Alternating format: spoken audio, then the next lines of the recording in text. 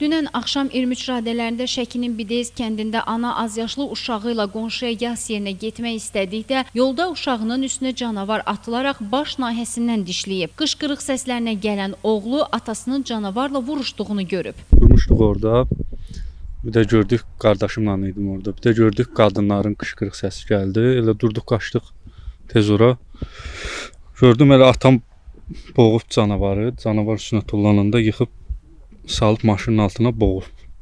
İçinə istədim, elə mən də kömək eləyim atama. Götürüm, qaldırım divara çırpım. Gördüm, nəsə böyükdür, qaranlıqda görsənmirdi boyu. Gördüm, böyükdür, heç tərpədə bilmədim yerindən. Bir dənə yumruq vurdum. Çöndü mən tərəfə, tutdu bu qolumdan. Bunu çəkdim, bununla vurmaq istəyəndə bunu tutdu göydə. Ayağım da ilişdi, yıxıldım yerə. Onda da elə atam götürdü, arxa ayağından çəkdi. Sonra təzədən çöndü atam tərəfə. Durdum, mən də ürəyinin üstündən, qabaq ayağının altından bir dənə təpik vurdum. Qaçdı getdi. Buradan qışqırıq səs gəldi. Qışqırıq səs gələn kimi mən oradan qaça-qaça çıxdım yola. Mən yola çıxanda artıq canavar elə bir ki, xanımı tutmuşdu qolumdan. Mən çıxan kimi o xanımı buraxdı, mənim üstümə tullandı. Mən də tullananda havada tutub saldım altıma da, belə qolumun altına salıb üstünə uzandım. Yəni qışqırdım ki, kömək edin də, evə qışqırdım. Bir dəfə də çıxdı əlimdən, buramı dişlədi. Qurtqa olduğuna görə dişi batmadı.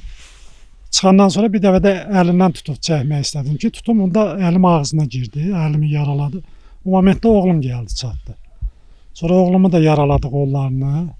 Elə cəmaət gəldikcə elə görüb qorxdu, qaçdı bu istiqamətə, bu tərəfə. Nəticədə xəsarət alan biri uşaq olmaqla 5 nəfər Şəki rayon mərkəzi xəstəxanasına aparılıb. Əl, ayaq, baş nahiyələrində müxtəlif dərəcəli xəsarətlər alan xəstələrə ilkin tibbi yardım edilib. Hazırda uşaq və ana isə xəstəxanada müalicə olunur. Vəziyyətləri orta ağır qiymətləndirilir. Kənd sakinləri son dövrlər canavar hücumuna tez-tez məruz qaldıqlarını, yırtıcıların cürbəcür xəsarətlər yetirdiklərini deyirlər. Quduz canavarla əlbəyaxa oldu. Həmən vaxt quduzlu xəsarət burada yayıldı.